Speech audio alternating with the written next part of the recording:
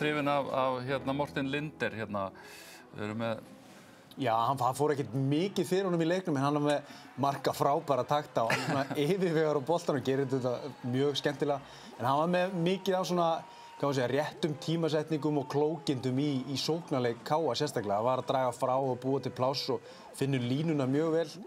Og svo eins og þetta, hann hefur skemmtilegt auga þegar áherslan öll á Bjarna, þá veit hann hvernig hann á að stíga upp. Og þetta á KA 5 sekúndur að skora í seinni hálfleik. Þetta dæmum bara af teikniborðinu. Þarna eru þjálfararnir bara með puttan á púlsinum og segja strákar, það eru 5 sekúndur í að fá fullskipa lið.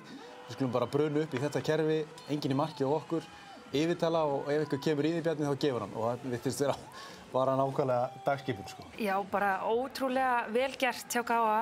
Algjörlega allir með að reynu hvað er mikið eftir að brottvísun hjá Þórsurum. Á sama skapi þá segir maður, hvað voru Þórsararnir að pæla? Þeir starta leikinn og hérna, þú veist, það er eins og þeir hafi ekki hugmyndum með þessi færri eða bara þeir muni gera áhlaup og reyna að skora á þessum 5 sekúndur sem eftir voru. Og mér finnst þetta bara svona sýna svolítið akkurat hvernig seinni hálfleikurinn þróaðist. Mér finnst KA bara alveg svona hálfur skrefið framar, sérstaklega í seinni hálfleik. Já, akkurat. Einar Birgir, stundum kallar Einar Danski, ég veit ekki út af hverju, þið kannski vitið það, en þetta er líka dæmigert. Já, þarna er bara klikk og döðafæri og enginn í marki.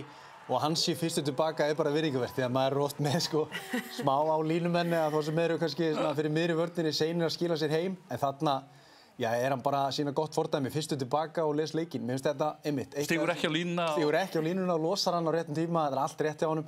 En mér finnst þetta eitt af þessum atriðum sem að þeir sýndu í leiknum að vera bara klárari í leikinn heldur en Þór. Þó er þessi kannski erfitt að segja það við Þórsarana í dag.